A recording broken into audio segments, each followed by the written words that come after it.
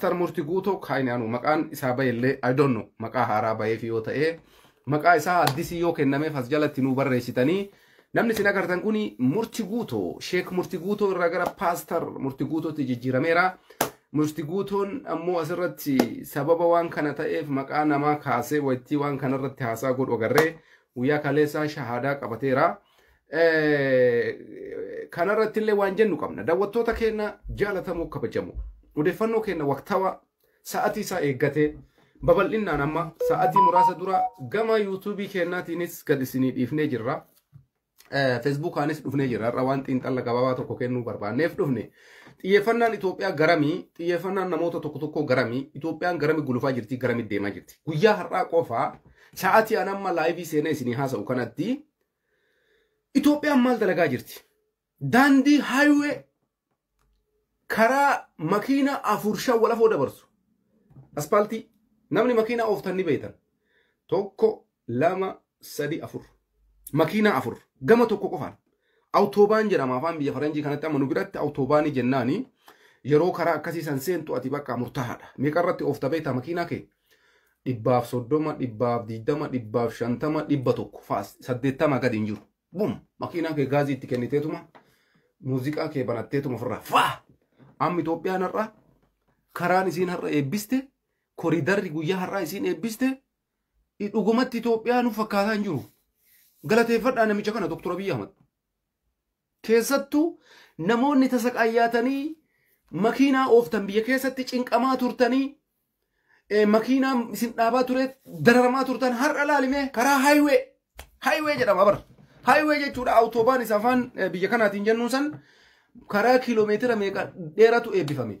Har'a mootummoonni hooggantoonni olaanoon ministeeronni olaanoon paarlaamaa akkasuma bakka bu'oonni gurguddaan waa'ee kanarraa dubbachaa jiran. Kantiibaan magaalaa Finfinnee Adaanech Abeebee sheer godhi yogguu akkanatti Itoophiyaa laallu biyya alaa teennee minaasiriidhaan dhugaa rabbiititti Itoophiyaan har'a biyyoota akka Eeltiraa biyyoota akka Sumaaleedhaaf Kanaadaa fi Niiyorkiidha. Isii tana amanaa fudhadhaa. Dr. Abiy Ahmed jechuun rabbiin Dr. Abiy isinii kenne jabeeffadhaa.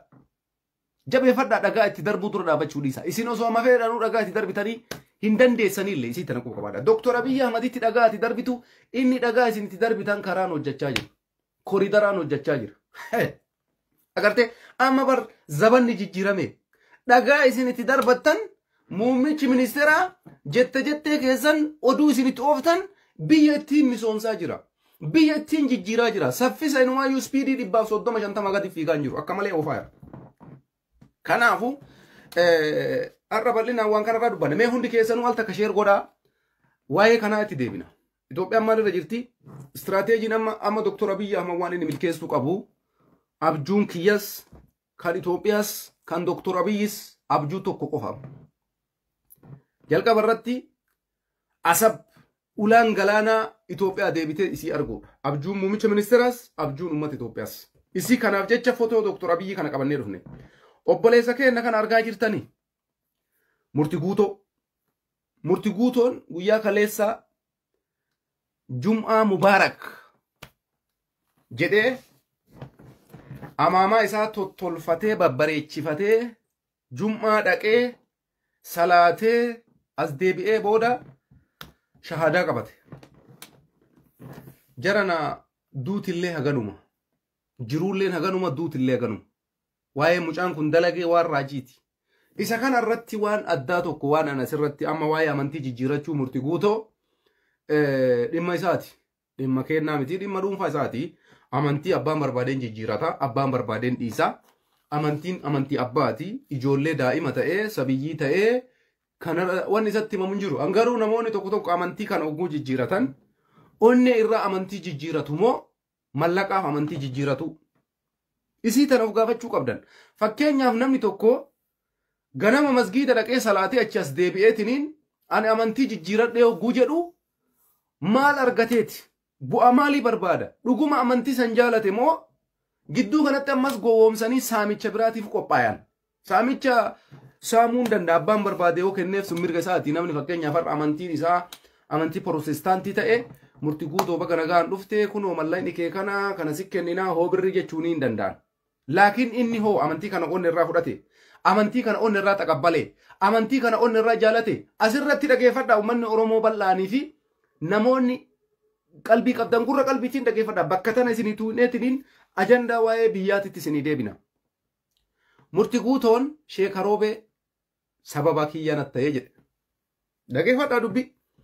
Sheek Roobeen Adaamaa irraa fuudhee Roobee Baaleetitti mana hidhaan seensisee mana hidhaan seenee ture. Dhageeffatanii turtan haasaasan. Amantii kana jijjiirachuudhaaf sababa ka ta'e Sheek Roobeedha jechuudha. Maa Sheek Roobeen fakkeenyaa fi maal balleesse fakkeenya Sheek Roobeen asirratti mee dubbii dhugaa haasofnaa beekaa. Murtii guutoon amantii warra Protestaantii kana jaalateetii miti. Ijoolleen Protestaantii warroonni amantii Protestaantii qabdan. Amantii keessa namni onni irraa jaalate amantii keessa yoo fudhate nuti rakkoo takkallee hin qabnu. Warri amantii kiristaanaa ortodoksiis ta'ee Protestaantiis ta'ee dhufee amantii musliimaa yoo fudhate rakkoo takkallee hin qabnu. Onnee keettu si ajaja jaalattee dhuftee fudhatta amantii. Amantiin kan abbaati waan ta'eef. Murtii guutoon amantii Protestaantii kana akka amminni afaan isaa irra haasa'etti wayitii amma nam tokko shahaadaa isa qabachiisu onni irraa fudhattaa murtii guutoo parsantii meeqa itti amantii kana jedhee hogguu paastara ta'ee hin beeku namni wayii amantii Protestaantii irraa gaafii isaa dhiyeessu murtii guutoo maal jedhee deebiseef parsantii 100 miti achi olitti iyyuu jedhe onni irraa amantii kana fudhadhee jedhe garuu wayitii Hamzaa Sheek Jaabir Faati intervii isa godhanii isa haasofsiisan namni sababa natti ta'e namni akka amantii kana jijjiiradhu na godhe Sheek Roobee siqaayii ummata musliimaa na godhani ummanni musliimaa tokkoffaa Sheek Roobeen maal si godhe akkuma tiyyattu shan Sheek Roobeen si miidhe ummata akkaas hin goone Sheek Roobeen tokkoffaa dhageeffadhaa bakka kanatti warri amantii Protestaantiitis ummanni musliimaa isarratti duulaa jirtanis murtii guutoon daa'ima sabiyyii miti nama uf danda'eedha nama umriin isaa waggaa 25 oliiti akka seera biyya kamiitittu akka biyya kamiitittu akka ittiin bulmaata biyya kamiitittu namni tokko umriin isaa waggaa 18 ol yoo ta'e achi booda waan ofii isaa hiree ofii isaatiin murteeffachuu mirga guutuu qaba. Amantii fedhe qabachuu amantii fedhe gadhiisuu mirga guutuu qaba. Kanarratti murtii guutoo maatiin isaas ummanni Oromoo muslimaatis ummanni Oromoo Protestaantiisis abbammaan fedheeyyuu kanarratti isarratti murtee dabarsuu hin danda'u. Mirga isaati waan ta'eef daa'ima sabiyyii miti namni kun. Namni nama kana dura dhaabbatee maaliif amantii kana qabatte jedhee isarratti olola oofuu danda'u hin jiru. Maaliif jennaan isaa ta'eera amantii kana fudhatee duratti adeemu. Jahannamis galee jannatas galee badii dalageefis isatu itti gaafatama malee sii miti jechuudha biroo. Isii tanarratti ani wanta akka murtii guutoon jechuun barbaadu duras dhaabbachuun barbaadu falmus hin barbaadu. Jaalatee amantii Protestaantii fudhatee amantii san onneedha yoo itti amanee fudhate Yesuus Kiristoos nuti siin jaalannaa ergamaa rabbiiti. Inni jaalatee amantii musliimaa irraa ba'ee amantii kiristaanaa amantii Protestaantii fudhadhee yoo jedhee mirga isaati. Kanarratti ijoolleen keenya isaan waa jettan isarratti duultan irraa dhaabbadha. Dhimma Sheek Roobee irratti yeroo haasaa intervii isa godhan komiidhaan wanni inni dhiyeesse Sheek Roobeedha. Sheek Roobeen akkas na goosisee fuudhanii na qabanii baalee Roobee na geessanii makiinaan kiyyanarraa qabamee maarreen kiyyanarraa akkas ta'ee tokkoffaa asirratti wanni hawaasa keenya adda baafnu ifa jira dhageeffadha. Nuti murtii guutoon gaafa baalee Roobee dhaqee waan isarraan eeggamne tokko dalagee ol deebi'e. Baalee Roobee dhaqee nama naggaadee abbaa qabeenyaa tokko baalee Roobee keessatti warshaa koolaa qabaa kookaa koolaa jechuudha. Dubbii tana adda baafadhaa warri arraba dhiisaa dhageeffadha. Waan qunna garii qabu haasaarra. Amma isin dubbii walii ooftaniitiin akka waan Sheek Roobeen murtii guutoo amantii jijjiirachuudhaaf sababa ta'eeti. Osomaa sanuuyyuu ta'ee namni imaana qabu namni onneen isaa imaanaan guuttamte namni onneen isaa amantii isaa irratti gadi cichite jecha namaatiif amantii hin jijjiiratu jecha namaatiif amantii ofii gadhiisee hin deemu. Sheek Roobee haga fedhe yoo jibbe ummata muslimaa haga fedhe yoo jibbe yoo dhugumatti kaleessa hadiisaa fi quraana rabbiititti kan amanu taate yoo karaa ergamaa rabbii kaleessa sallallahu alaihi wasallam nabi Muhammad irra hin deema jedhee kaleessa kan murteessu taate har'a jecha komii Sheek Roobeetii fi ummata muslimaattuu na arrabsee fi ummata muslimaattuu na diqqeesseef jecha amantii muslimaa keessaa bahee amantii biraa qabachuun isaa imaana isaa irratti onnee isaa kana keessatti imaanni inni kaleessa amantii isaatiif qabu akka rakkoo qabu agarsiisa malee wanti sheekaroobeen sababa ta'e amantii keessaa isa baasillee hin qabu. Ati obboleessa kiyya yeroo amantii muslimaa barattu ati jecha arrabaatii miti osoo duubaan dhaabatanii si waraanaa jiraatanii. Kaleessa bar ergamoota rabbii nabiyyoota rabbii salaata keessatti osoo salaatan kan mormi irraa cite isaaban qabu. Kan odoo salaatan duubaan ibiddaan gubame isaaban qabu. Kan osoo salaatan waraanaman isaaban qabu. Waraanamnee jirra gubannee jirra jedhee namni amantii san keessaa bahe hin jiru. Tokkoffarratti amantiin muslimaa arraba namaatiif amantii namni gadhiisu hin jiru. Jetteef namni amantii gadhiisu hin jiru. Mallaqa barbaachaaf namni amantii muslimaa irraa bahu hin jiru. Murtii guutoon asirratti imaan isaa duruma imaama kafiif. Imaama haphii jedhan takka beeytanii. Imaama haphii. Imaana waan jedhamu jira. Imaana namni qabu rakkoo kamuun obsa. Obsa booda bal'inna jira jamaami. Isa kana irratti akka nama tokkootitti akka nama amantii kana baradhee daawwaa dhageeffadheetiniin bakka hundatti ulamaa'ota irraa fi hadiisa rabbii quraana natti himanitti amantiin muslimaa imaana irraa malee jechaanii miti. Ani haga fedhe murtii guutoo jechan taanetti darbadhee jechan taane yoo isaan jedhee waan fedhan isa miidhee rabbii ofii irratti achi dhiifatee guyyaa qiyaamaatti dabarfatee amantii isaa jabeeffatee amantii isaa itti fufa malee ana sheekaroobeetu na aarsee ahmad culullee na aarsee ijoollee ganda kanaattu na aarsee ijoollee muslimaa ganda saniittu narra duulee na miitanii nagaatti amantii muslimaa jechi jedhu kun hin jiru tasumallee hin jiru rakkinna imaanaati jechuudha. Itti tanaa gana yoo isinii tuqee dhimma ijoo dhimma sheekaroobeetitti isinii deebi'a. Sheekaroobeen akka nama sooshaal miidiyaa kanarratti nama feemasa tokkootitti akka nama sooshaal miidiyaa kanarratti nama dhageettii qabu tokkootitti akka nama sooshaal miidiyaa kanarratti hordoftoota hedduu qabu tokkootitti rakkoo murtii guutoon magaalaa Baalee Roobee dhaqee raawwatee as deebi'e.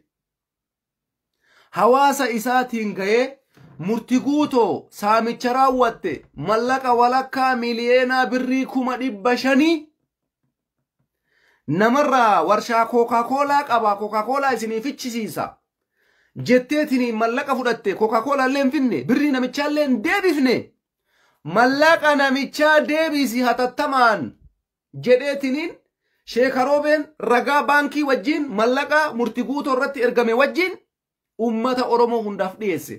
Yoo ka yaadattan taate ani sheekaroobee qafadhee sooshaal miidiyaa kanarratti dhufe addabaabayii irratti jechuudha yaa ummata Oromoo kan muslimas kan kiristaanas kan protestaantis afaan Oromoo kiyya kana warri dhageessan jechuu dhugaa baruu yoo barbaaddan. Gaafa san sheekaroobeen ragaa baankii inni ittiin mallaqni akkaawuntii isaa irra gale qabatee qaama seeraa wajjin murtii guutoo irratti himannaan banamee jechuudha. Murtii guutoon barbaadamaa ture. Gaafa san dubbii maal godhe murtii guutoon ajandaa kutaa lamaa godhe. Ajandaa Arsiitii fi ajandaa Harargee godhe.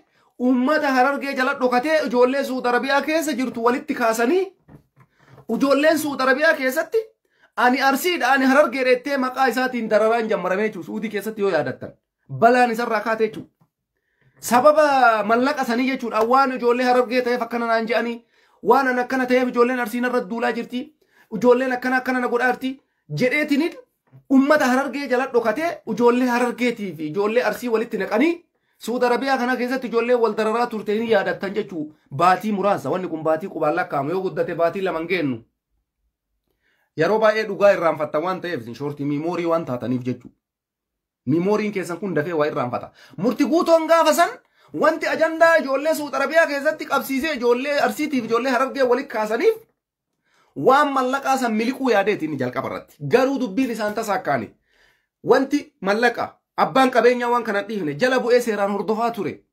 Booda poolisiin magaalaa Roobee dhimma kanan fudhate gara federaalaatti ol dabarsan xalayaan gara federaalaa seenan guyyaa tokko sabbar jedhee breaking jedhee isinii gabaasee ture. Poolisiin federaalaa murtii guutoo barbaacha Finfinnee seenanii jiranii. Murtii guutoo yeroodhaaf miliqee jira.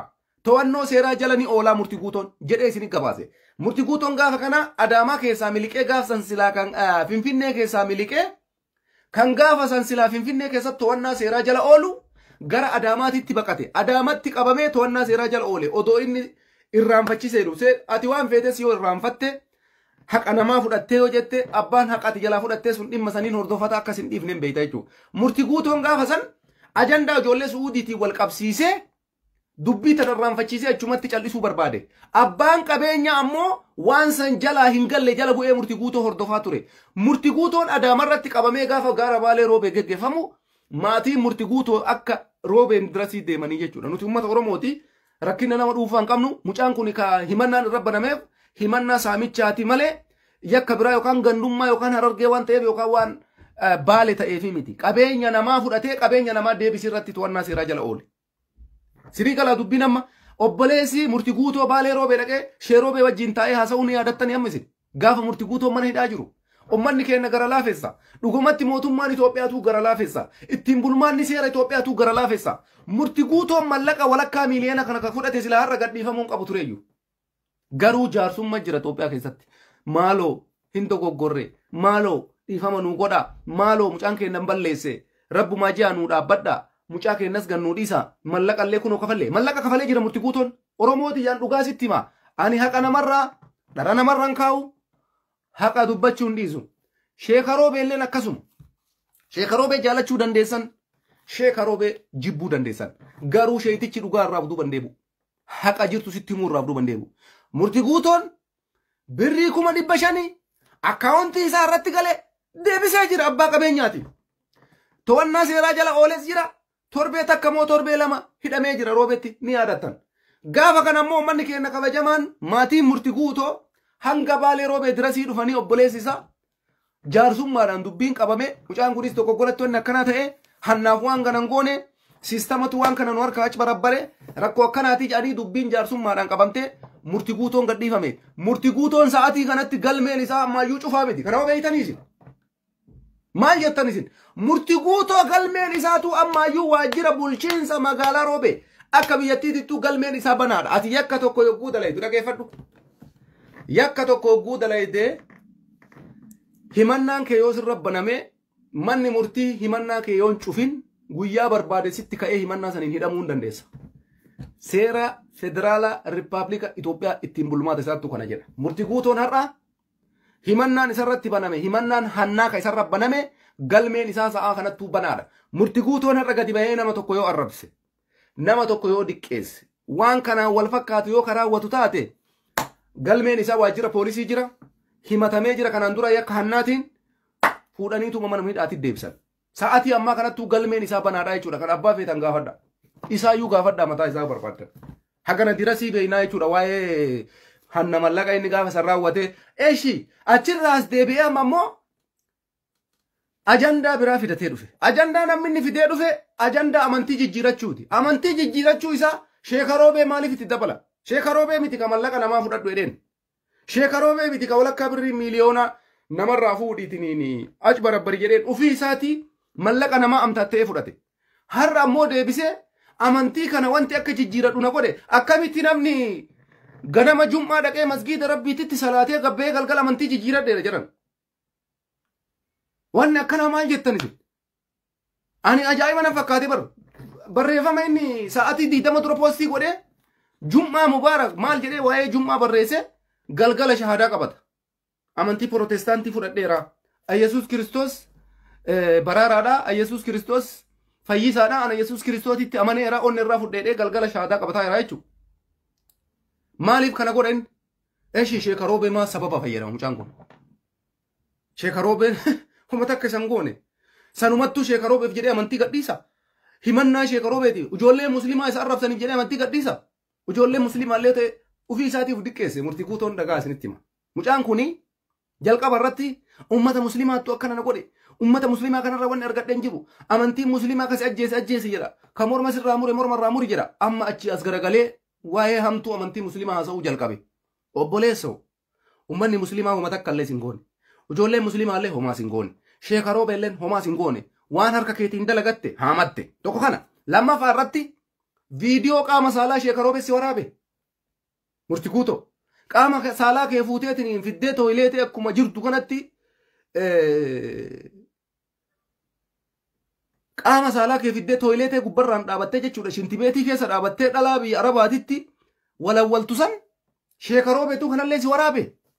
Ijoollee musliimaattuu kanallee si waraabe. Ufii keetii kaameeraa of dura keettee osoo hagana geettu osoo waan saala ta'eef waan saaladdan hin beeyne miira kee qabachuu dadhabdee dhalaa takka kaameeraa of dura keeysee waraabdee qaamni kiyya hagana gahaa hagana furdataa hagana qal'ataa naa daawwadhu maasii daawwatti feesbuukaa fi miseenjariidhaan maasii fayyada fakkeenyaaf yoo dhiira taate biraan deemtee bira geesseen daawwachiiftu jabummaadha amma kun ati miseenjarii bantee miseenjariidhaan silkii kee achi geettee kana kazaraa kee ka ibidda guyyaa qiyaamaa fakkaatu kana itti argisiiftee isiin viidiyoo waraabdee feesbuuk irra poosti goote gaafa kaanii uummata muslimaa komatta dhiirti barbira dhaabbattee hojiin argisiifti malee feesbuukaan waraabdee onlaayinii waraabdee tiktokiidhaaf yuutuubiidhaan yookaan miseenjariidhaan namaan ergitu qaama isaa.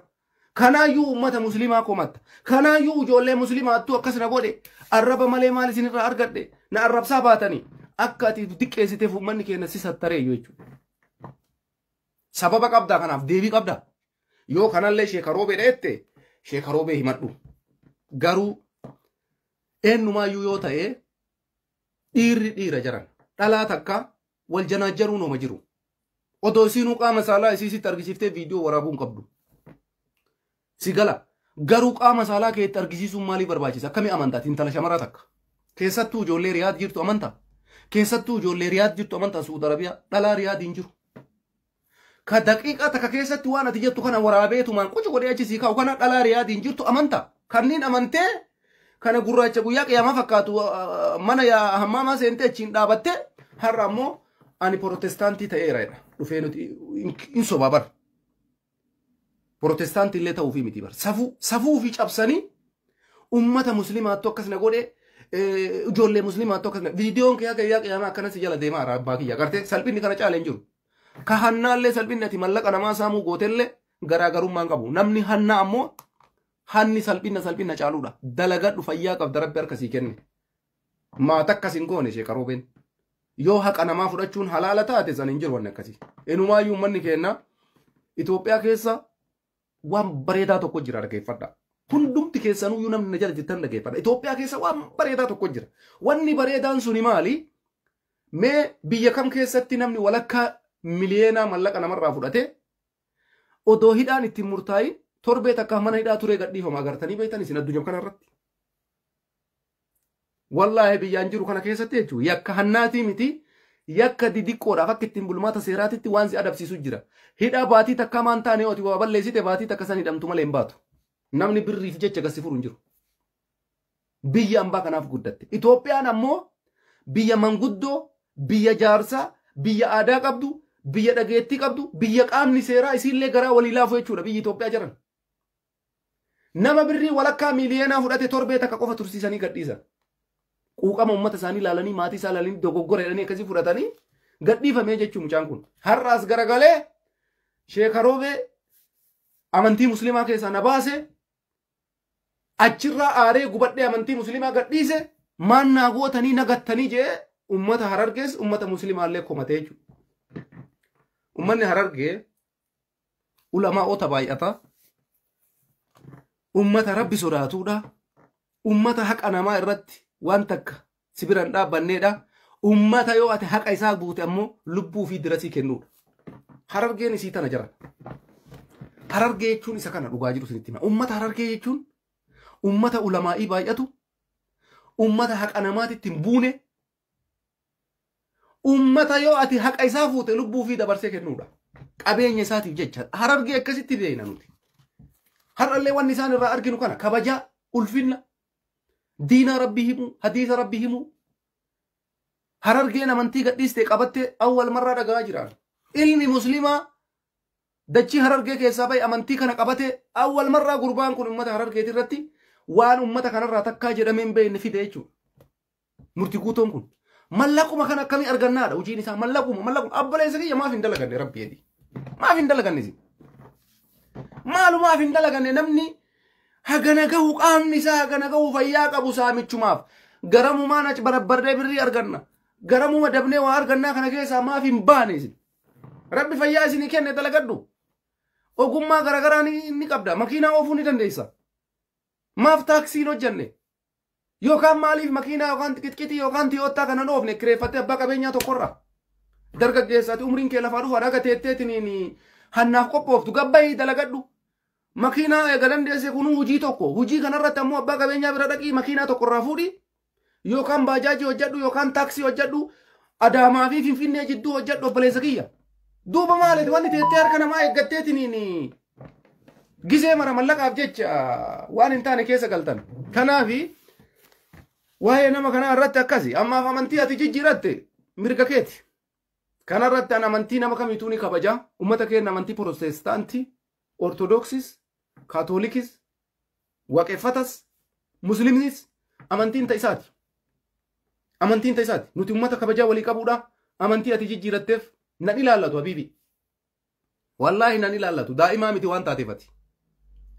Kanaafi garuu sababa uf jalaan hin deemin. Ebaluu akkas ta'ee sababa kanaaf akkas ta'ee sababa maaliif akkas ta'ee amantii musliimaa keessa kuni gonkumallee hin jiru waan ta'eef waan akkasii ofirraa dhiisii yoo imaana qabaatte amantii kee jabeeffattee itti ciccitee itti gabbitee itti rakkattee itti gubattee jannata guyyaa borii rabbi irraa barbaadda malee yookaan Ahmaddu namiidhe yookaan Sheekaroobeen namiidhe yookaan Ebaluun namiidhe amantii san qadhiise yoo jette jalqabuma imaanni kee rakkoo qabaa jechuudha bibi. Isii tan akkasii sii deebifna. Kana caalaa wanni siin jedhu hin jiru gara kiyya. Kanaafi Sheekaroobeen sababatina jechuu barbaadeet ijoolleen teenya Harargee dhugaa jirtu adda baasee wanni isin himaa jiruuf Sheekaroobeen badii takkas hin qabu sababaallee miti jechuudha amantii isaa jijjiirachuuf nama kanaaf. Akkasi faaktiin jiru kana. As deebina amma daawwattoota keenya ajandaa keenya waa'ee biyyaa irratti as deebina. Dhimma poolotikaatitti. Poolotikaan Itoophiyaa keessatti baay'inaan warri sooshaal miidiyaa kana cinqu, warri sooshaal miidiyaa kana dhiphisu warra ololaati, warra propagaandaati, warra jetteeti, warra sobaan dachii dhiphisu. Fakkeenyaaf gidduu kana isinitti marageeffadha. Lola naannoo Amaaraa keessatti deemaa jiru irratti Makalaakaa Saraawitiin kumaatamaan booji'amee jiraa jedhan. Imimmaan gannaqee boo'isti amalkitu jedhan. Laalaa jedhan viidiyoo kana laalaa jedhan. Viidiyoo kana mee takkaa daawwadhaa jedhan. Barki jibaa bar. Isinitti marageeffadha. Aniin isin agartan kuni kan isin tuffattan kuni namoota booji'aman Makalaakaa Saraawitii jechuudha. Makalaakaa Saraawitiin booji'ame. Isa kamtuu Makalaakaa Saraawitii sirrii faannoon boojite. Isa kamtuu propagaandaadha. Isa kamtuu olola bareeche beeka. Sababiin isaa waraana waggaa lamaan dabre mootummaa federaalaatii fi TPLF jidduutti geggeeffamaa ture. Eenyu akka imimmaan gannaqee booyee fi eenyu akka jecha kam dubbatee fi waraana kam waraana Tigreen boojitee fi waraana kam waraana Maharaa faannoon boojitee hundaayyuu bareechee beeka. Gidduu kana faannoon magaalaa kana seenne jechuu jalqaba. Makalaakaa Saraawitiin irraan dhaabatee shafate. Tarkaanfii cululuqaa irra fudhate. Booddee maal godhan beeytanii? Ololatti gayyaan. Propagaandaa jalqaban. Dirooniin mana barumsaa rukuttee jalqaban. Sanirraan booji'amtoota fiduu jalqaban. Nama dubbii tabbatu takka takka naasa'u fida. Guutuun isaatu dhagaa. Amma viidiyoo tokko laala. Guyyaa makaleessaa kana dhiyeessaa jira. Masaay Mokonnon ni beeytanii. Daree namicha jedhamu tokko ni beeytanii. Wallahi isinii kakadha yaa ummata Oromoo amantii tiyyaa isiniin sobu. Ani maqaa rabbiitiin isiniin kakadhu. Viidiyoon isaan fidanii ummata dhageessisaa jiran. Wallahi maqaa rabbiitiin si kakadha viidiyoo gaafa Tigreen waraana Makalaakaa Saraawitii boojitee mucaan haasa'e fidan. Mee rabbi jedhaa isin. Nama kijibaan akkana propagaandaa dalagu kanatu mootummaa federaalaa hinjifatamu. Rabbumaa jedha. Namoonni kenna tokko ammoo awwaan isaan isin irratti waa'ee faannoo poosti godhaniif isiniif hima. Namni amma waa'ee faannoo poosti isinii godhu, namni gootummaa faannoo isinii dhaadheessu, sunniin ujiin isaanii propagaandaadha. Lammaffaa sadaffaa irratti waan isaan godhan kana waan isin hin jaalanne akka isin waan kana hin feene waan beekaniif isin aarsuudhaaf godhan malee faannoon qabatamatti sadarkaa sanitti humna qabaattee Makalaakaa Saraawitii boojitee miti.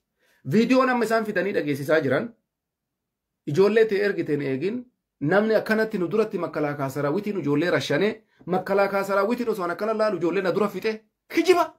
Viidiyoo Tigreen gaafa Makalaakaa Saraawitii boojite ijoollee haasofsiifte isa san fidanii laala jegnaa faannoo waan inni dalagaa jiru Makalaakaa Saraawitiin guutumatti cabe birgeediin naannoo kana jiru cabe baye birgeediin bakka kana jiru akkas ta'e kijiba bar. Xiyyiitii takka tokkosanii lolli jalqabeedhan. Gaafa isaan achi waa rasaasa dhukaasan shigidim Makalaakaa Saraawitiin al takkatti qacam. Caccabsee daqiiqatti butuchee yoo jarri galgala kana iddoo wayiitii waa rabshaa faxartu ganama achi qulqulleessan. Yoo jarri magaalaa saniin rakkoo wayii kaastu Makalaakaa Saraawitiin galgala dhaqe ganama achi qulqulleesse.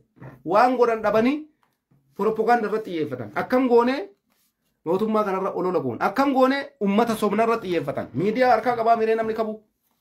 Viidiyoo kijibaa edit godhee Oliyaasee uummataaf jecha hunda dhab. Kanaaf jecha walumaa galatti oduu sobaa oduu dhugaatiif oduu sobaallee adda baafadhaa isiniin jechuu barbaanneeti. Kanarratti ani informationa dhugaa hin dhoysu. Faannoon Makalaakaa Sarawii yoo boojite akkuma kanaan duraa sanitti ragaa wajjin fidee isinitti argisiisa. Garuu booji'uun hinjifachuu mitiillee itti dabaleetuma isin himaan. Maaliif jennaan waraana naannoo san jiru yeroodhaaf waraana muraasa booji'uu dandeessa. Garuu deebitee atis hin booji'amtaa jechuudha. Yookaan immoo gadhiistee baqatta. Carraan biraan jiru hinjifattee bakka barbaadden geettu. Isiin tuni faaktiidha. Makalaakaa Sarawitii jechuun isa kana. Maarreesuma kanaan wal qabatee guyyaan har'aa guyyaa Makalaakaa Sarawitiiti. Waggaa 118ffaa kabajaa jira. Makalaakaa Sarawitiin. Isa kanarratti ajandaan keenya guddaan xiyyeeffannaan Itoophiyaa dhimma guddina Itoophiyaati. Dhimma uummata Itoophiyaati yaaduuti. Uummanni Itoophiyaa waggoota as deeman 20-30 keessa lakkoofsi uummata akkaan dabala. Mootummaan kanarratti xiyyeeffachuudhaan uummata kanaaf waan baay'ee hojjechaa jira. Gara fuulduraatti illee pilaanii baasee sochii godhaa jira. Koreen jira wachiiftuu paartii bilchiqinnaa guyyaa kaleessaa walgahii taa'ee atqaacaa kallattii garaagaraa kaa'aa ture ni yaadattanii. Isa kanaan wal qabatee dhimmi ijoon xiyyeeffannaan kiyya lakkoofsi tokko dhimma ulaa galaanaati. Anamma waa'ee faannoollee dantaa kiyyaa miti. Itoophiyaan har'a homa goote ulaa galaanaa isii deeffachuudha. Xiyyeeffannaan kiyya guddaan isa kana. Akkuma isin agartan kana muummicha ministeeraa Dr. Abiy Ahmad akkuma Zabana Hayila Sillaasee isaa galaana daarii dhaabatee markaba Itoophiyaa akkanatti ilaalu arguu barbaada. Maal jettaatam? Kanatti abjuu akkanaa qabdaati.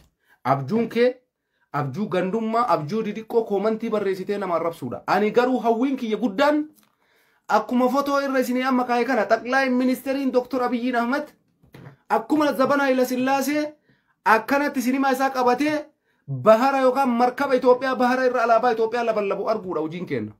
Dr. Abiy Ahmadis osoo kanan argin aangoo isaa irraa ka'uun qabu.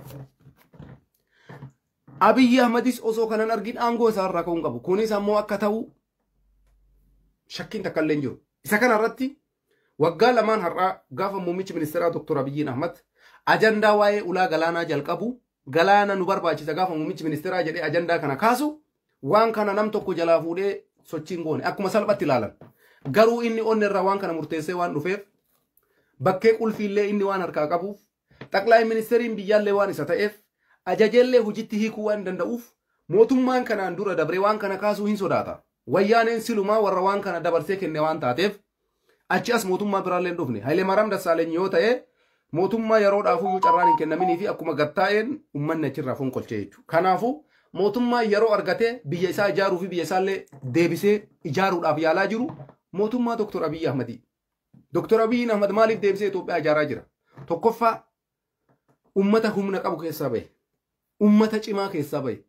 Ilma Oromooti. Oromoo keessaa bahe. Oromoon odoo sabni biraatu bira dhaabbachuu baatee ummata guddaadha. Ummata lakkoofsa isaa yoo himinuti ummata miiliyoona 60 hin jedha. Albaaniyaan ummanni isii miiliyoona meeqa beeta? Kosovo ummanni isii miiliyoona meeqa beeta? Kuraatiyaan ummanni isii miiliyoona meeqa beeta? Bosniyaa kanin ummanni isii miiliyoona meeqa beeta? Miiliyoona 2, miiliyoona 3, miiliyoona 4, miiliyoona 5, miiliyoona 8. Ati ummata miiliyoona 60 qabattee ulaa galaanaa Itoophiyaadhaaf deebisuu hin dandeessu. Wallaahi hin dandeessa. Baxaam itti dandeessa malee. Kanaafi yeroo tokko amma muuxannoo qabnurraa biyyuma Awurooppaa kana yoo siilaa akka lakkoofsi ummata kanaa meeqa jettee ol akkoyte miiliyoona 3-4 Albaaniyaa amma dhageessanii jirtan. Bosniyaa dhageessanii jirtan. Biyyoonni hedduun ummata hedduu akka Itoophiyaa kana hin qaban. Nuti har'a Oromoon qofti ummata miiliyoona 60 jedhee waama 80 illee ka jedhu jira. Dr. Abiy Ahmad ummata kana keessaa bahe haxirii qaba jechuudha. Waan keessa dhaabbatu qaba. Sodaan qabu. Kanaaf waa'ee ulaa galaanaa sodaa malee dubbata. Kanaaf dhimma biyyaa irratti sodaa malee hojjeta. Beeki humna yoon qabaanne waa sochoosuu hin dandeessu ati. Akkuma money is power jedhan san humni ummataallee paaworiidha. Humni waraanaallee paaworiidha. Meeshaa gahaa qabachuullee paaworiidha. Dr. Abiy Ahmad paaworiin isaa ummata isaati. Beher beerasabii Itoophiyaa caalatti namni inni taasifaa irra kaa'ee abdii irraa qabu onnee guutuudhaan socho'u ummata Oromooti. Gatii kanaaf har'a ulaa giddibii laga Abbaay osoo Masriin galgalaa kanama isin rukun namaarree gooneettu qac godhee xumuree eebbisee akkasiin agarsiisan rookeetti bum addunyaa kanarra godhee addunyaan guutuu waa'ee Itoophiyaa dubbattee jechuudha. Har'a bar Dr. Abiy Ahmad kuni akkuma pirezidaantii Ameerikaatitti bar miidiyaan addunyaa waa'ee isaa dubbata gaafa inni jecha takka dubbatu miidiyaaleen biyya Arabaa Aljazeera Reuters Bloomberg CNN hin jiru mootummaan akkana Itoophiyaa keessa nama sadarkaa kanatti jechi isaa qiimaa qabudha garuu qe'een nama tuffatti qe'een ergamaa rabbiitiifuu hin taane nabi Muhammad alayhi salatu wassalaam ergamaa rabbiitu iyyuu namni itti duulee qe'ee isaa irraa baasee uummata isaati. Kanaafuu wal tuffachuu nama jiru garuu Dr. Abiy Ahmed waan jalqabe hundaanii milkeessaa jechuudha. Har'a giddibii laga Abbaay xumuree jira. Taarika ta'e kun istooriidha.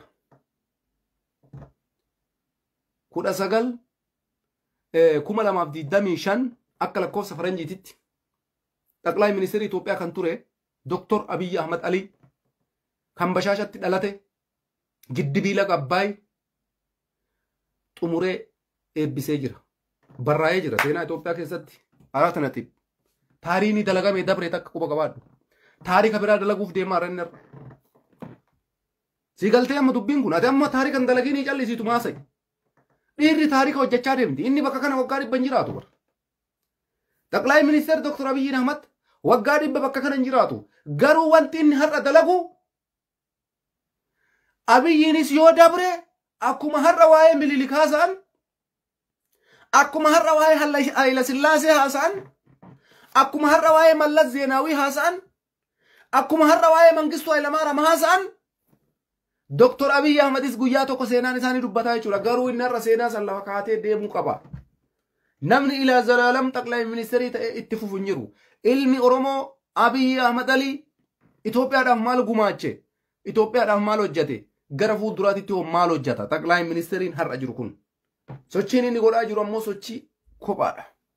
Itoophiyaa keessatti gaazii baasuudhaaf yuuriyaa jechuudha warshaa xaa'oo ka ummata keenya lafa qotee bulaadhaaf ta'u oomishuudhaaf har'a ulaa galaanaa Asabiin waan Itoophiyaa irraa fudhatame deeffachuu wanni nu dhorguun jiru lagisee guddaa jedhee bara. Lagisee guddaa inji wanti Itoophiyaaf ta'u hunduu wada Itoophiyaa hin mallasaan jedhee bara. Isi tana faktiin. Kanaaf abjuun keenya har'a dhimma ulaa galaanaa dhimma Asab kana milkeessuudha. Kanarratti uummanni Itoophiyaa tokkummaadhaan ka'ee lolaayyuu nu barbaachisu jiran. Taankii jeetti matfiiyyuu nu barbaachisu. Tokkummaa yoo kaane Asabiin dhagaa darbannee deeffachuu hin dandeenya bara. Dhagaan uummanni Itoophiyaa harka qabatee darbatu tokkochi tokkorra yoo bu'e xilaata san injifachuu hin dandeenya. Quba qabaadha. Lakkoofsi illee baay'inni uummataallee wasaanyiidha. Isiin tuni wanni ati beekuu qabdu. Gatii kanaaf jecha istiraateejiin amma deemaa jiru dhimma ulaa galaanaa irratti akkaataan itti Dr. Abiy Ahmed socho'aa jiru maal fakkaata? Pilaanii kamiin ka'e? Har'a Itoophiyaan kophaa deemaa jirti waa'ee Asab irratti kophaa deemaa hin jirtu. Har'a Eeltiraadhaaf xilaata 4 ka ajaa'ibaatti qophaa'ee jira. Isii tanallee isinitti himnamee warri faannoo faarsitan warri shaabiyaa faarsitan. Eeltiraadhaaf har'a Dr. Abiy Ahmed osuma isin waan takka bu'aan buusettaniin xilaata 4 Eeltiraadhaaf qopheesse. Tokko warra qayi masmarii Affaar ofiin jedhan galaana diimaa Affaar warra ofiin jedhan mootummaa Itoophiyaatiin walii galuudhaan waraana haaraa leenjisee eebbisee qophii xumuree jira. Takka jira. Lammaffaan ijoollee Eeltiraati. Birgeenna Hamaduu warra ofiin jedhan ijoolleen biyya faranjii keessa jirtanii fi warri biyya keessa jirtanis warri sooshaal miidiyaa fayyadamtan bareechitanii beeytan jedhee yaada. Birgeenna Hamaduun walgayii siyaasa Afawarqiitiif godhamu biyya kamittuu mallaqa siyaasiif walitti qabamu akka walitti hin qabamne warra dhoorgaa ture waggoottan dabran kana keessatti hundi keessanuu quba qabdan. Warri sunarra maal jedhanii ibsa baasan guyyaa kaleessa amma booda karaan keenna kamuu daandiin keenna kamuu gara Asmaraati jedhan. Duraan daandiin isaanii garam ture? Baqattummarra ture. Garamitti? Awurooppaatti, Ameerikaatti, Awustiraaliyaatti, biyyoota Arabaa garagaraatitti amma booda baqachuun nu gaheera. Gabroonfataa biyyarraa nu baasee nu baqachiise biyya isaa irraa baasuudhaaf. Siyaasa Afawarqii daandiin keenna har'arraa kaasee sa'atii ammarraa kaasee humna guutuu meeshaa waraanaa guutuu qopheeffatanii karaan keenna amma booda gara Asmaraati jedhan jechuudha. Magaalaa gudditti Eeltiraa. Kana kan jedhe dhalattoota Eeltiraa Birgeenna Hamaduudha. 2 jette. Sadaffaan ammoo waraana Suudaaniiti. Suudaanii keessatti waraana geggeessaa kan jiru Jeneraal Hametti yookaan Hamdaan Dagaaloo humna faxnoo daraashii jechuudhaan kanarra pirezidaantii Suudaanii bulchiinsa yeroo jedhee ufuamu Abdul Fattah al-Burhaan wajjin lola geggeessaa jiru. Guyyaa kaleessaa malee dhengadda Isiyaasaaf warqiitiif masxanqaqaa ergee ture. Humni qilleensaa kamuu ollaa Itoophiyaa jiru. Qaamni xayyaaraa isaa ka'ee diroonis haa ta'u jeettii haa ta'u dhufeetiniin nu rukute taanaaniin amma booda ergaan biraa ka dabarsin hin jiru kallattiidhaan tarkaanfii irra fudhanna jechuudhaan Jeneraal Hametti yookaan Hamdaan Dagaaloo Eertiraadhaaf ergaa dabarse. Sadi jette warra Tigree kaarraa wanni keessa jiru. Natsaa Mareesh warra ofiin jedhu warra guruppii Geetaachoo Raddaa. Kunis mootummaa federaalaa wajjin qophaa'ee carraa eeggachaa jira. Yaa Rabbi addiinii fursa akka jiran sana gartee. Yaa Rabbi yeroo takka carraa naa kenni. Sinii galaa dubbiin yaa Rabbi gizee takka carraa naa kenni warra jedhutu jira taa'ee. Gizee takka carraa argannee siyaasaaf warqii kana. Waan inni ummata keenyarra waggaa 34 dabre dalage kana yoomuma carraa argan akka jechaa jirti ijoolleen Tigree har'a carraa santu argamaa jira. Carraa kana kan argamsiisaa jiru ammoo biyya paaworii qabdu, biyya dandeettii qabdu, biyya humna jabaa qabdu, biyya waraanni isiin daffaramne, biyya makkalaakaa saraawitiin isii yeroo isii biyya isii dursu Itoophiyaadha. Itoophiyaan har'a galaana isii kaleessa irraa fudhatame karaa nagaatiin gaafachaa jirti. Gaafa karaa nagaatiin didame ammoo karaa barbaachise waan isii deeffachuudhaaf qophii xumurtee jetti. Kanaafuyyuu warroonni Dr. Abiy Ahmed Shaabiyaa akkas godhe maarree akkas godhe maarreettan kuni hundi akka miidiyaa kanarratti haasoftanitti haftan malee hinjifataa yeroo kamuyyuu Abiyyi maa jechuudha. Amma arguuf teessan. Kanaaf jecha atqaacaan pilaaniin istiraateejiin akkaataa namni itti deemamaa jiru baay'ee ajaa'iba. Sigalee perfect jechuudha. Parsantiin akkanatti amma uummanni Itoophiyaa hundi galaana diimaa jedhee jira murteessee jira. Artistoonni Oromoo artistoonni Itoophiyaa galaana diimaa jedhanii jira. Yeroo kanatti nuti Itoophiyaadha. Tigreen gaafa biyya bulchaa turtetti Itoophiyaadha ofiin jechaa turte. Ka kijibaa san jechuudha. Amaarri gaafa biyya bulchaa turetti Itoophiyaadha ofiin jechaa ture. Itoophiyaa kijibaa san jechuudha. Anis har'a Itoophiyaadha. Biyya bulchaa jira waan ta'eef. Isin maqaa feetan nu baasuu dandeessa. Nuti garuu Itoophiyaa ofiin jenna. Warra as jala teettanii baasaabora Itoophiyaa qabattanii Suudii keessa zooraa, Dubaayin keessa zooraa, biyya Awurooppaa keessa iyyuu teettee baasaabora Itoophiyaa qabattee biyya deemaa.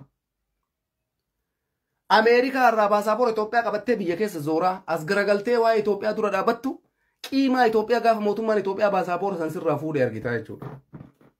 Lafa dhiittan sila har'a Itoophiyaan daffartan jechuun osoo tarkaanfiin seeraa akkasii sirra fudhatame. Warri har'a baasaabora Itoophiyaatiin quufee diratii dhiibee yoo barbaade Dubaay seenee yoo barbaade Suudii seenee akkanatti hin boonaa bar inni qabsaadha akkana godhatee deema. Garuu waraqaan inni ittiin taznaanna'aa jiru, waraqaan inni ittiin boonaa jiru, waraqaan inni ittiin mataa ol qabateetiniin ruuza ittiin nyaatee diratii ittiin dhiibaa jiru baasaabora Itoophiyaati. Gaafa baasaabora san irraa as fuute akka shuumoo bishaan irraa gogeeti. Akkatti walitti abaaboo yoo bishaan ittiin kennin maal taati walitti akkana gagooti. Akkasii baasaabora Itoophiyaa malee sochii takka godhuu hin dandeessan.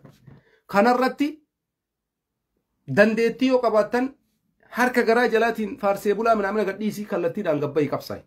Gaafa san maalummaan keenni baramaa akka terra quuftee biyyambaa keessa teettee baasaabora Itoophiyaa kiisii kaattee Itoophiyaa irratti shiraxattu kana dhugumatti mootummaa Itoophiyaa keessa seerru waayyuu kanarratti osoo hojjetame takkattiin keessan sila hafuuran baafattan ture. Hafuuruman baafattan hin maaliin taznaannata duuba. Baasaabora Itoophiyaa malee Dubaay dhaquu hin dandeessu ati. Baasaabora Itoophiyaa malee Suudii dhaquu hin dandeessu ati. Ameerikaa dhaquudhaaf baasaabora Itoophiyaa si barbaachisa.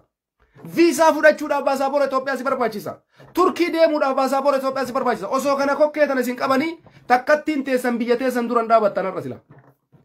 Isin har'a warri Oromiyaa jettan kuni Oromiyaan biyya keessatti dhalanne garuu baasaabora Itoophiyaa malee baasaabora Oromiyaa jedhu hin jiru.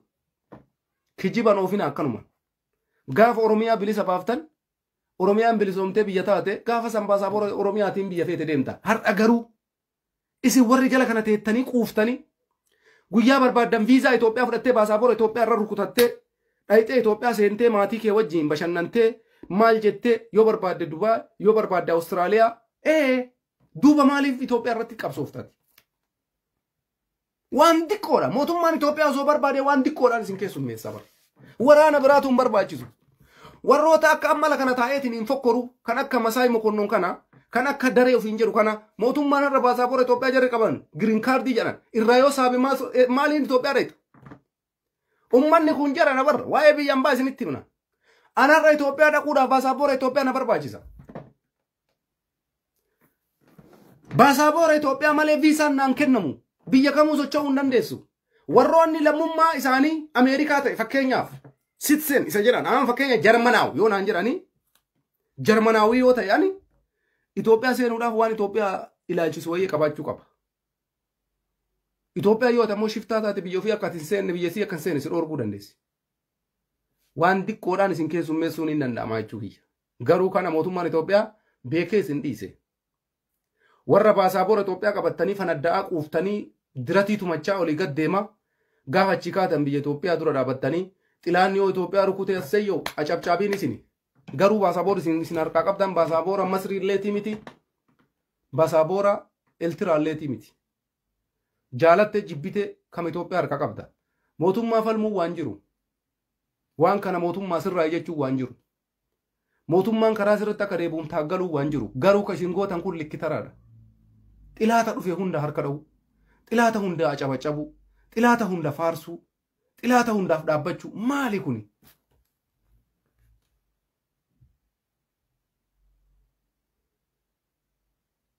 Dhugaa isinitti himaan osoo aangoon akka kennanii isin sirreessa. Isin sirreessa. Tokkoffaa seerri hin kabajamu. Osoo amma fakkeenyaaf kantiibaa keessan na godhanii likkitti isin galcha likkitti. Akka itti si likki isin galchu immoo bareechee beekan. Si hidha si ajjeesa sitti hin fakkaatin. Jecha amma jedhe tana qofaan si sirreessuu hin danda'a. Waa'ee baasaaboraa kana qofaan. Zacciracci godhee si dhaabuu danda'a. Zacciracci. Si hidhuun hin barbaachisu. Si hidhuun si ajjeesuun hin barbaachisu. Biyyumaan baadeemuudhaaf ati Itoophiyaa yoo tuffatte carraa yoo viisaan arganne carraa baasaabora yoo arganne ati duuba eessa abbaa keetii reeta. Waan takka wanni ati fiddu hin jiru jechuudha. Kanaaf mootummaan Itoophiyaa isin hidhuu dhiisee, isin dararuu dhiisee, isin ajjeesuu dhiisee osoo waan amma hin jedhu kanaan isin irratti hojjetee wallaa hundi keessan biyya keessan irratti hin qabsooftan akkatti. Yookaan achi cittanii lammummaa Eertiraa fudhattanii lammummaa Masrii fudhattan malee akkatti biyya Itoophiyaatti na shooftan jechuudha. Kun ammoo qulfii waan ijoodha warra afaan banu kana sirreessuudhaaf. Akkasi kanarraan su'uudii dhayxee quuftee ruuza nyaattee yoo soba jettu achirraa cafarta. Sanbichaa miti yar. Waan biraa hoo ijoollee biyya Arabaa jirtu fakkeenyaaf. Isin ijoolleen biyya Arabaa jirtan mee gaafii takka isin gaafanna. Warri har'a Itoophiyaa irratti qabsaa'u fakkeenyaaf Facebook kanarratti faannoodhaa sagalee ta'aa jiru nama hedduu jira. Ka faannoon mootummaa daaraa gootee dhukkee itti kaaftee jedhee iyyuu hedduu jira. Ijoollee biyya Arabaatii sagalee ta'a garuu maal jedha? Ijoolleen biyya Arabaa mana hidhaa keessa dhumte mootummaan Suudii ijoollee Arabaa galchaa hin jiru jira. Garuu mootummaa kamitti akka inni haasa'u siin galu yeroo tokko tokko.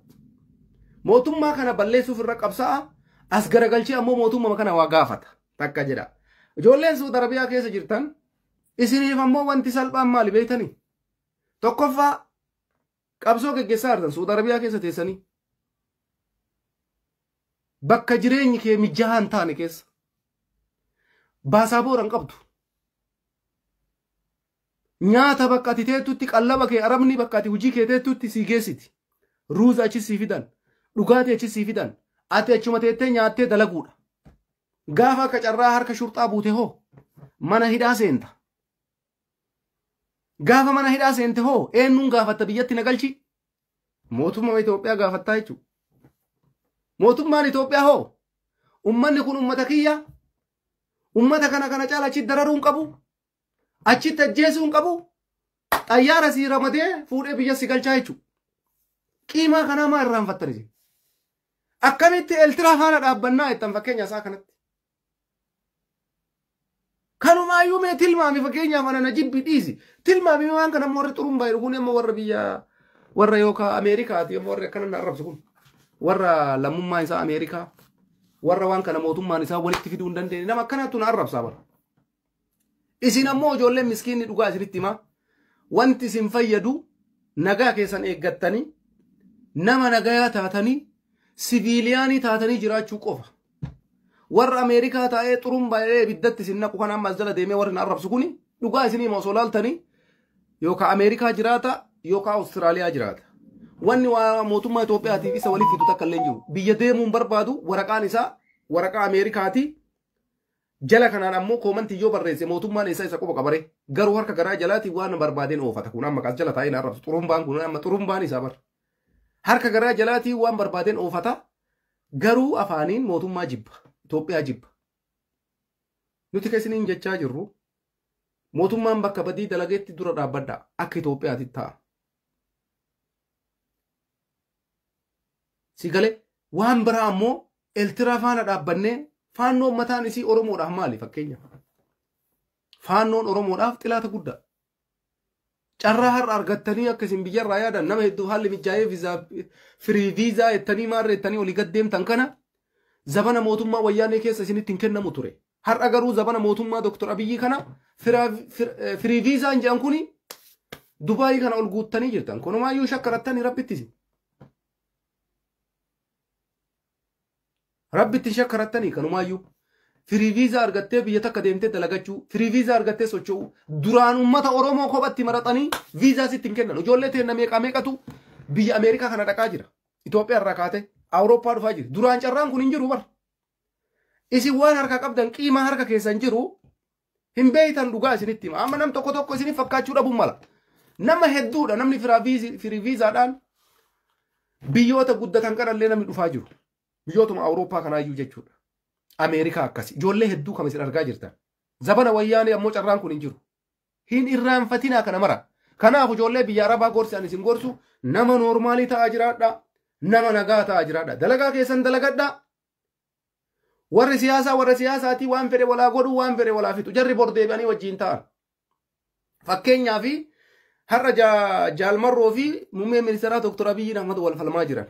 Jawaar Muhammadii fi muummeen ministeeraa Dr. Abiyyi Ahmad wal falmaa jiran. Baatii tokko booda yookaan waggaa tokko booda jarri kun ta'anii wajjin mari'ataa jiran. Ati hoo miskiina rabbi achuma jirta jechuudha. Waan polotikaa kana keessaa baatee ka Suudii jirtu dalagaa kee dalagadhu. Ruuza kee qaxaqqaxi. Hujii kee qaxaqqaxi. Gaafa carraan sirra gahee shurxaa Suudii harka buute sagalee sii taanaa ijoollee biyya Arabaa maneedhaa jirtu galchaa piliis achitti akka hin dhumne. Ati nama akkanaa ta'e jiraadhu maaltu si galcha waa'ee polotikaa? Wallaahi na amani. Jaalmarroof jecha narra yoo Dr. Abiyyi arrabse. Jawaariif jecha yoo narra Dr. Abiyyi arrabse. Yookaan ammoo as garagalchee Jaalmarroo yoo arrabse. As garagaltee Jawaarii yoo arrabse jarri kun waggaa tokko booda wajjin jiru maal jettanii? Fakkeenyaaf siyaasni akka bofaati. Bofni odomaa asiin boolla keessa gasseenu as garagalee qabu si godha jechuudha. Beektaa kan amma dubbii. Bofaa fi siyaasa gara inni garagalu hin beekan. Mataan isaa eessa akka jiru hin beekan. Siyaasni akkasii bar.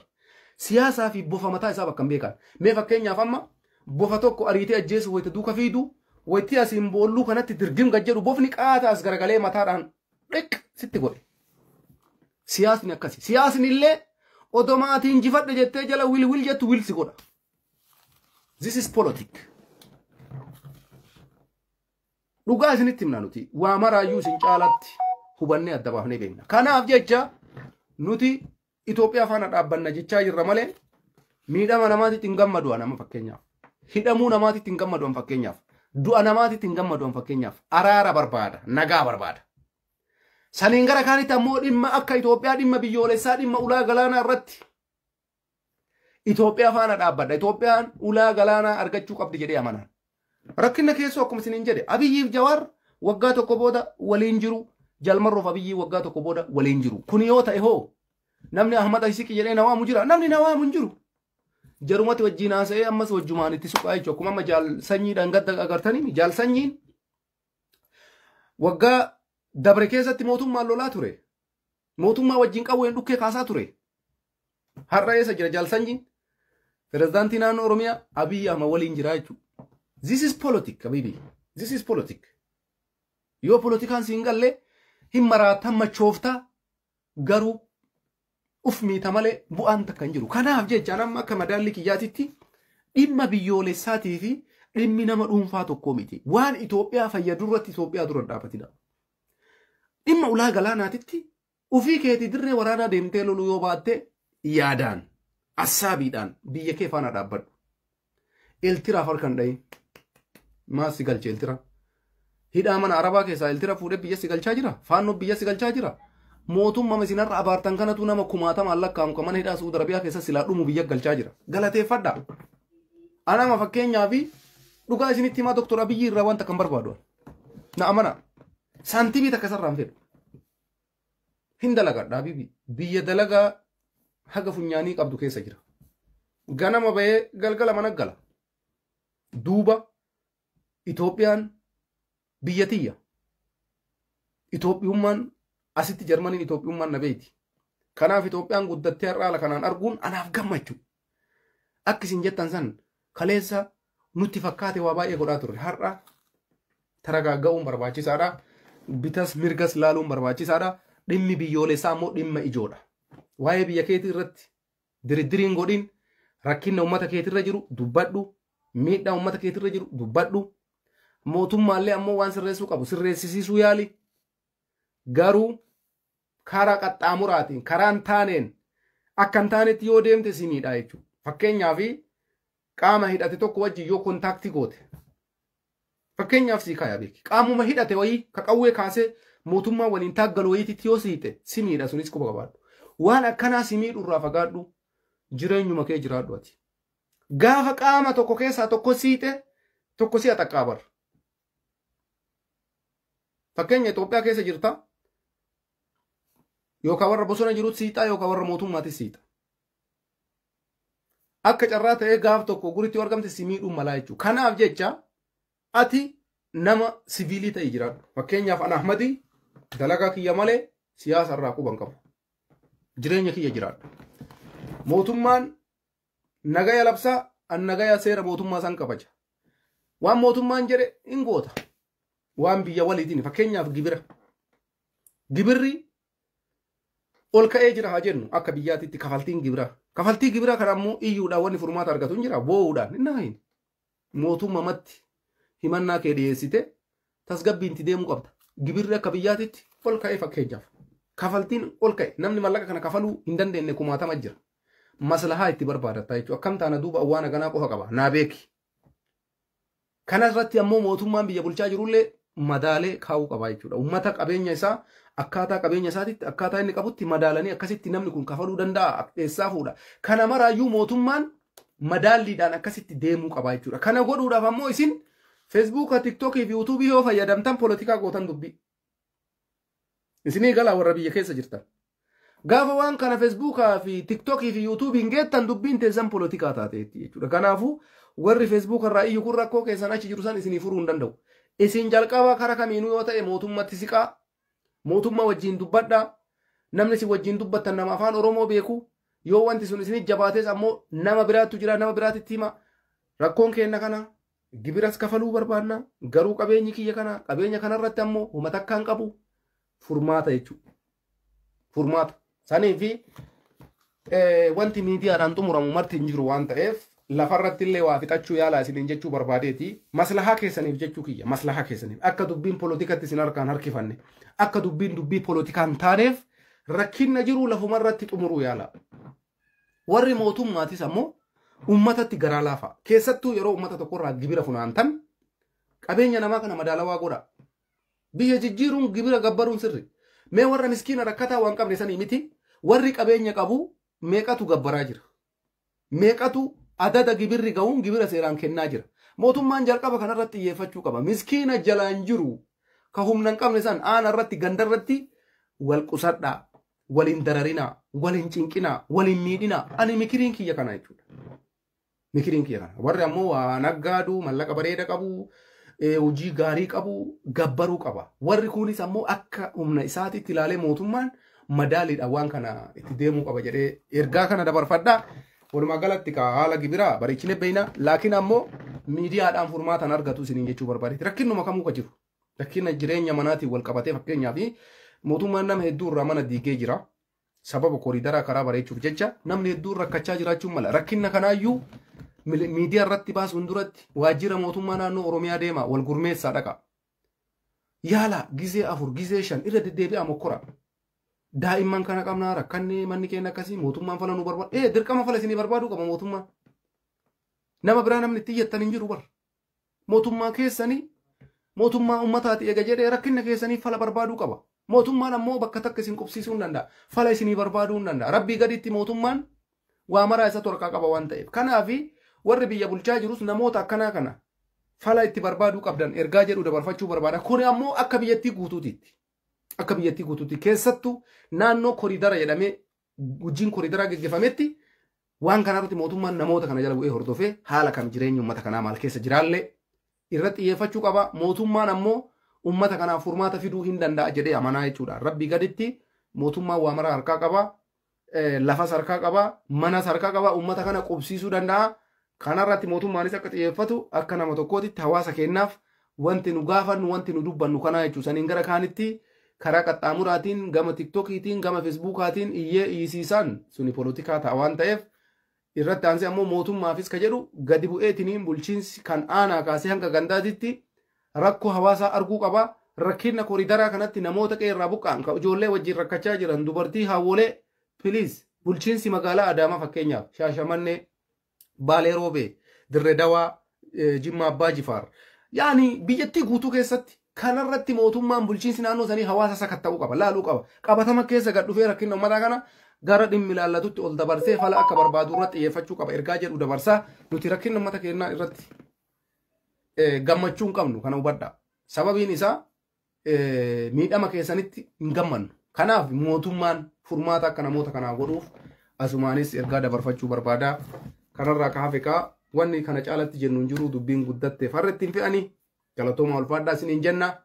Garuu biyya keessaniif hundi keessanuu waan biyyoolessaa irratti biyya keessanii osoo harka dho'itanii bareeda jedhee yaada. Rakkoo keessoo maaleesh dhiisaa yuumee cinamatti qaba. Garuu dhimma biyyoolessaa dhimma akka ulaa galaanaa kana dhimma biyya waliigalaa waan ta'eef isinillee yaada keessan kanarratti xiyyeeffachuu akka qabdan abdii isinii qabna. Kanuma galatooma yeroo gaarii nu qabaadhaa. Guyyaa gaarii isiniin jenna nagatti.